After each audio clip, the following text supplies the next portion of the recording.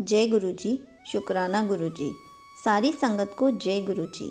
आज मैं आप सबको बताऊंगी कि अगर आपकी रिश्तेदारी में किसी की डेथ हो जाए या आपके घर या आपके रिश्तेदारी में किसी को बेबी हो जाए तो क्या हम गुरु जी को घर ला सकते हैं या नहीं ला सकते, सत्संग कर सकते हैं या नहीं कर सकते, गुरु जी कहीं हमें छुआछूत तो नहीं मानेंगे।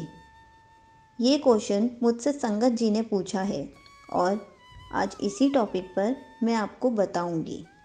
बहुत ही अच्छी इन्फॉर्मेशन दूंगी इस वीडियो में, इसलिए वीडियो को लाइक करके चैनल को सब्सक्राइब कर देना और कमेंट्स में जय गुरु जी लिखना मत भूलना।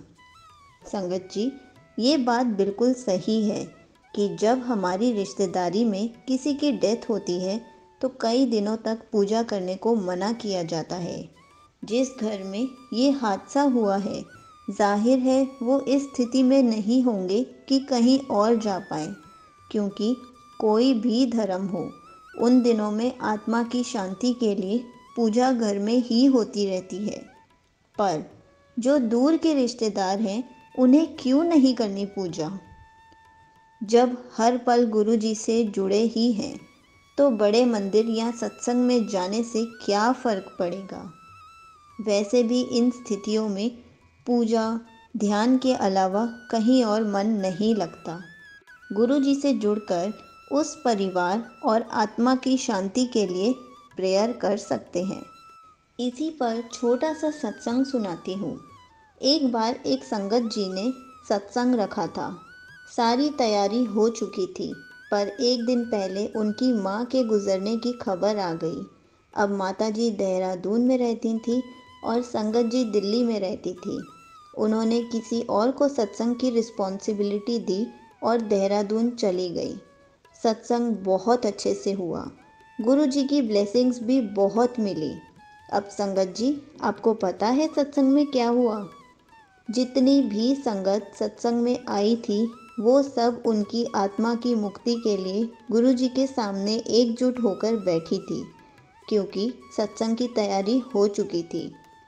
सत्संग कैंसिल नहीं किया जा सकता था। इनविटेशंस जा चुके थे और ये सब गुरु जी की मर्ज़ी और गुरु जी की कृपा से ही हो रहा था। इसी तरह जब किसी घर में बच्चा पैदा होता है, पूजा की मनाही होती है। एक बार एक संगत कंसीव ही नहीं कर पा रही थी। गुरु जी से रोज़ घर में जोत जलाकर जल प्रसाद ब्लेस करती थी और अरदास करती थी कि गुरु जी प्लीज़ मेरी झोली भर दो। गुरु जी ने संगत जी की पुकार सुन ली और वो गुरु जी की कृपा से कंसीव कर पाई। संगत जी की खुशी का ठिकाना ही नहीं था, लेकिन जैसे ही बच्चा पैदा हुआ, पूरा परिवार मन में गुरु जी का शुक्राना कर रहा था। हर पल मन में भाव शुक्रिया का ही था, लेकिन गुरु जी के मंदिर नहीं जा रहे थे, क्योंकि वहम की बेड़ियां उन्हें रोक रही थी।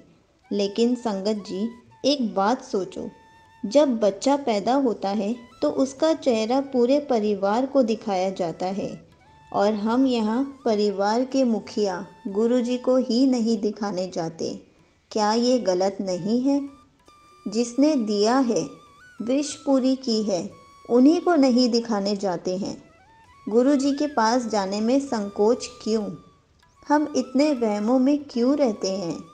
गुरु जी को कैसा लगेगा? कहीं गुरु जी हमें छूत अछूत तो नहीं समझेंगे?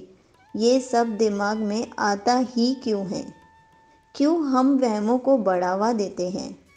जब अरदास की थी गुरु जी से, तब वहम क्यों नहीं किया? तब भी करना चाहिए था। हम कैसे धर्म अपना रहे हैं? ये सब बेड़ियों में हम खुद अपने आप को बांध रहे हैं। गुरु जी हमको इन सब बेड़ियों से आज़ाद करने आए हैं।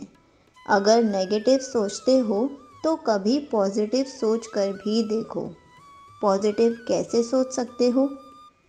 जैसे कि मैंने अभी बताया, डेथ रिश्तेदारी में हुई है। मंदिर आप जाना चाहते हो तो आप मंदिर जा सकते हो।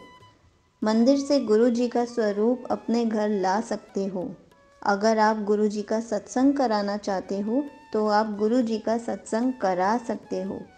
गुरु जी छुआछूत नहीं समझेंगे आपको।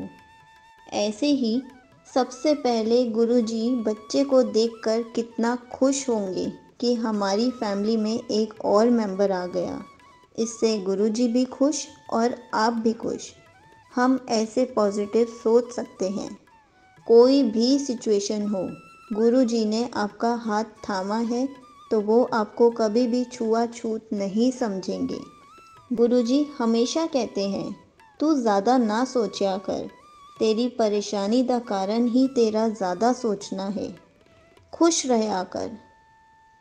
अगर आपको गुरुजी से रिलेटेड कुछ भी पूछना है तो आप कमेंट्स में पूछ सकते हो। मैं उसका आंसर कमेंट में रिप्लाई करके या फिर वीडियो बनाकर ज़रूर दूंगी। जय गुरुजी। शुक्राना गुरुजी।